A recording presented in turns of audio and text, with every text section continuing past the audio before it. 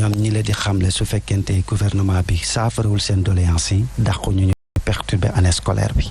gouvernement bi nag ci baatuk ki nga xam ne moo di directeur bu communication bu ministère de l'éducation nationale moom daal dina rek addu mooy Mouhamadou Moustapha Diagne daal dina nag wax ni nguur gi pare nañu ay waxtaan waaye nag lu jëm ci wàllu yokku salaire yi ci 100 000 jëm 200 000 moom nekkagul loo xam te ni attan nañu ko moom Mouhamadou Moustapha Diagne ñu teewlu ko ci. En 2019 par décret numéro 2019-411 le président décrété fii 37 hectares tous les papiers yi ñu doon demandé. ñuy jégalu ci élément boobu nga xamante ne nekkul bi ñu laaj waaye rek alaaji mu mel ni kon jamono ji lu jëm ci wàllu njàng bi mu ngay gën dina sax élèves yu dugg si gis nga bële yoon nañ leen sànnee lacrymogène tey ji boo ñëwee ci booru rond-point ñaari tali boori mi di kenn mënu fa nooy ndax ay lacrymogène yoo xam ne ñu ngi ko doon boom ci kaw élèves yooyu di sàkk ñu ubbi tey manifestation élèves yaa xam ni dafa national tey daanaka gox boo dem ba ci Sédhiou Touba foo dem ñu nga élèves yi dañoo génn te li ñuy demandé jàngalekat bi amul droit xañ leen ko gouvernement bi amul droit xañ leen ko muy ñun dañoo bëgg a jàng droit à l'éducation xale bu nekk am na sañ-sañu def ko gàcce la sax ci mag mu toog wala kilifa gu toog wala lu toll ni état ba ay doomam naan ko dañoo bëgg a sàkku xam-xam. et lu jaadu la parce que at yi passé def nañu ay examen certes mais gis nga ni programme yi daanaka dañ ko patamee même bu fekkee diplôme bi am na niveau bi dafay des. foog ñu soppi doxalu njàng ci Sénégal foog ñu soppi xar kanamu njàngin ci Sénégal jàngal xale yi xam-xam ba ñu leen a jàngal facilité ci anam goo xam ni dañuy jéem a négocier pour décrocher benn baccalauréat après même seen enseignement supérieur dafay am ay problème ak ay jafe-jafe loolu joxul valeur suñu njàng.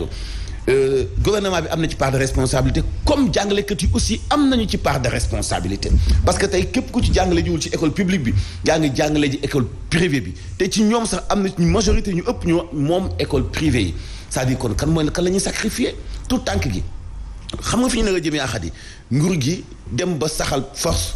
ku jàngale jiwul leneen tegu ci sa kaw te bu boobaa dafay indi leneen te loolu jaaduwul donc jotaayu waxtaan négociation mënut a ñàkk alors Mouhamadou Moustapha Diagne ci ay kàddoom nee na ci accord yi ñuy signé woon ak nguur gi te gisaguma jàngalekat bu ko weddi te ñun yaaxat yi féetewuñu ak jàngalekat féetewuñu ak nguur askan la ñu féete Moustapha Diagne nee na ci accord yi ñuy signé woon atum 2020 ñaar dong moo ci des yépp nguur gi wàccuwante na ak moom benn bi ci wàllu surtout mooy bi indi fasto sikkim gi muy rémunération bi lii lañ leen di jox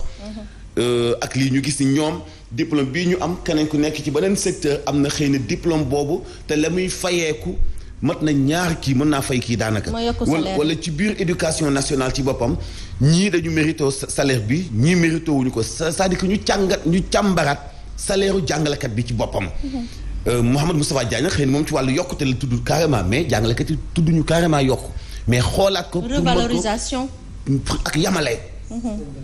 xam nga système bi yamale gi daf ci am boo nekkee enseignant ma nekk enseignant nga am diplôme daanaka amuñu différence ci wàllu diplôme waaye xëy na ci wàllu catégorisation wala ci anam ak recrutement xëy na yow sa salaire mat na sama bos ñaar yooyu dafay poser problème mais bu fekkee loolu la nguur gi am na ci sas pour xoolaat ko bu fekkee it nag loolu donc moo leen féewale aussi jàngalekat yi aussi am na taxawaay bu ñu ciy taxawee bu nekkul weñ loxo léegi jooni parce que système salaire moo xaw a doy waar yow mën nga demander ñu jox la avance tabaski wala ñu jël en charge boo tawatee mais bu dee salaire bu ñu nee waaw ci yokkuteg salaire ci junni nit pour seen carrière yépp lay doon xam nga dootul wàccaat léegi nag nguur gi ni muy continuer yokkal lu toll ci téeméeri junni nit ku nekk ñaar fukki junni mu continuer rek du am stop loolu itam balaa nguur ni waaw di ci engagé wu am na ak taxaw seetlu itam gu ci am nag jàngalekat yi faaw ñoom ñu ma gën a xam ne mais faaw ñu toogaat nag am lu ñu nangu am lu ñu bàyyi ñu mën a sauver année scolaire mais lii xale yi dund nii jaaduwul ci ñoom ñaar ñëpp muy nguur gi ak jàngalekat ñu teg ko suñu ay doom. ki njëkk a intervenir Fat Abdou nee na ñoom bu ñu demee grève du tere weer bu dee ñu fay leen waaye ñoom seen quantum horaire instant bi mi ngi nekk di wàññeeku te mu nar a doon na sax def si ñoom. élèves yi ñoo nekk entre le marteau des enseignants et l'enclume du gouvernement. maanaam ñoom dañu nekk ci digg bi kenn ku ci nekk di leen ping pong et que malheureusement élèves yooyu ñoom ñooy perte ci li nga xam ne moom mooy waxtu yu ñu war a jàng ñoom ñooy dem du ñu am niveau nga dem université Ndeye Khady tàllal micro koo xamante ne dafay nekk faculté de droit wala faculté des lettres mun la defal peut-être 1 minute en français boo xam ne dafay jaar yoon tout simplement parce que am na ay jafe-jafe yoo xam ne dafa jaar ci li nga xam ne mooy école primaire am dem ba ci lycée door a dem université et tout simplement responsabilité partagée comme ni ko Mansour waxee partagée entre nguur gi ñu yor partagé entre ñi nga xam ne ñoom ñooy jàngalekat yi nga xam ne yenn saa yi dafay am ay pression yoo xam ne dañu koy teg nguur bu ñu jubee ci ay élections parce que gis nañu ko ak le gouvernement de Wade ñoo xam ne dañu fi nekkoon di grève yoo xamante ne après da ngay comprendre que ne am na loo xamante ne moo laxasu woon ci suuf mais li ñuy wax tey moom mooy gouvernement bu Sénégal nga la protocole d'accord bu koy signé na ko leer na protocole d'accord bi da koy respecté parce que mënoo signé protocole d'accord depuis le 30 avril 2018 ba tey jii ñuy wax mënoo fexe ba protocole boobu nga matal ko lu dul at mu jot nga satisfaire benn ñaar bàyyi ñu dem dëbb daaxe maanaam masla ñu demaat ci yeneen encore ñu génnaat def comme li amoon 2018 nga xam ne daanaka tuuteetee ñu dem ci année blanche ak Kalidou Diallo tey jii ñu nekk ci at moo xamante ne tey lu toll ci ñaari weer jàngalekat yi ñu ngi banque seen loxo di ping pong élèves yi ba ñu toll ci seen 7e plan d'action c'est un problème boo xam ne Sénégal war na ko dépasser yaa ngi Sédhiou ñi nga xam ne ñooy ay élèves génn na ñoom amuñu ay professeurs ñaata abri provisoire moo am tey Sénégal jàngalekat yi nga xamante ne également dañu leen di yóbbu ci dans les zones les plus reculées du Sénégal ñu fay jàngale te la nga xam ne moom mooy seen matuwaay ak seen jumtuwaay matul donc loolu responsabilité ki nga xamante ne moom moo jël budget bu Sénégal ne éducation dañu ko jagleel 60% waruñu woon yegg foo xamante ne tey système rémunération dafay nekk problème entre ñi nga xamante ne moom mooy jàngalekat yi ak le ministère de l'éducation nationale bi nga xam ne à chaque fois bu génnee au lieu que mu indi pexe dafay mel ne bras de fer lay nekk moom ak ñi nga xam ne ñooy jàngalekat yi d'où l'importance même du poste de premier ministre bi ñu doon wax nga xam ne au moins dinañu am cadre boo xam ne dina am koo xam ne mooy nekk ci digg bi indi solution ak je pense que Innocence Ntap Ndiaye bi nga xam ne moo yor dialogue social war na ci mën a wax pour que jàngalekat yi mën a toog waxtaan ak ñi nga xamante ne moom mooy la tutelle pour ñu indi solution boo xam ne du lor ñi nga xam ne ñoom ñooy ndongo yi jàng ci école yi tey am jafe-jafe bu ñu demee ci ay examen ndax ñàkk jàng waxtu yi nga xam ne moom la ñu waroon jàng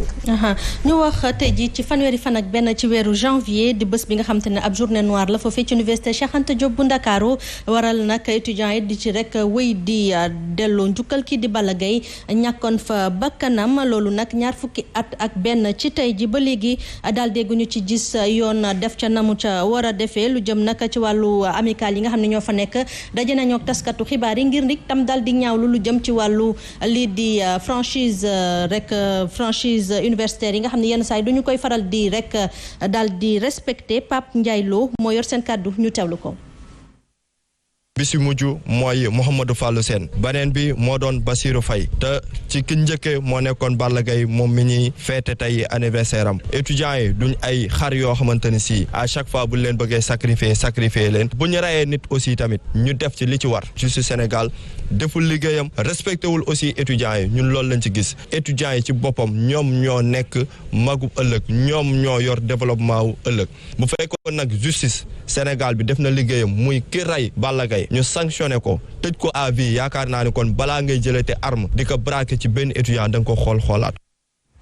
tollu na ci juróom-benni at yoo xamante ne nag ñi nga xamante ne ñoo loru rek ci VDN 2 bi Cambérène ak itam VDN 3 Malika daal di am ay jafe-jafe niki noonu itam ñi nga xam ne ñoom la BRT bi jaar ci seeni boor ndaxte kat seeni terrain mënuñu koo daal di nag tàmbalee tabax Descos mi leen jox autorisation la ñu wax ni moo leen tere ñu daal di def lu nu mel mu nekk mbir moo xamante ni ñu ngi koy ñaawlu Babacar Mbaye Ngaraaf ñu teewlu ko ci. 2019 par décret numéro 2019-411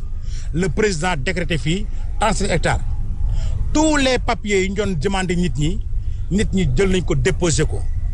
mais li gën a grave mooy ñaam jot nañ seen këyit ñoom ñoo leen da ngeen wuti autorisation de construire ñu dem wuti ko ba am toutes les signatures war a tabax ñu ne ko doo tabax def ko si ko doo tabax te nag tegu ko ci lenn lu dul ak jaay doole. kon tey li war rek mooy état aussi accompagner ñu ba nit ñi mën a tabax seen i kër. jaar nañ fi ñu war a jaar yëpp wun nañ jàmm ba sonn waaye malheureusement Descos moo ñu imposé xeex dinañ ko répondre ci xeex bi. léegi nag ñun taxawal suñu plan d'action incha allah le 15 am nañu marche bi ñu war a def boo xam dina commencé fii ci rond-point Gadaye rond-point Malika jeexe rond-point Gadaye ci yooyu marche nag ñu ngi ciy woo encore une fois ñëpp homme politique société civile chef religieux chef coutumier tout le monde bépp sénégalais boo xam ne d'accord jaay doole ñu ngi lay woo ci marche bi. ñu wax ci lu jëm ci wàllu politique ak élection locale yi nga xamante ne nag daal dinañ ci jënn dimanche bi ñu bi passé doon na mbir moo xam ne nag daal dina rek fësalaat geneen xar kanam gu yees ñeel wàllu politique fii ci biir réewum Sénégal ak nag jébbi gi nga xamante ni Yewwi Askan Wi daal dina ko jébbi waaye itam ay coalition yu ci mel ni Gëm Sa Bopp ci participation bu njëkk rek ñu fësal ni nekk nañu ci 3e rek puissance politique fii ci biir réew mi dañ ci ànd ak Fatima Diop. mbetteel wala montée en puissance bu mouvement citoyen yi wala coalition de partis politiques yu yees yi amu mel ni nag local yi ñu génn nag nekk na surprise bu rëy ci ñenn ñi li koy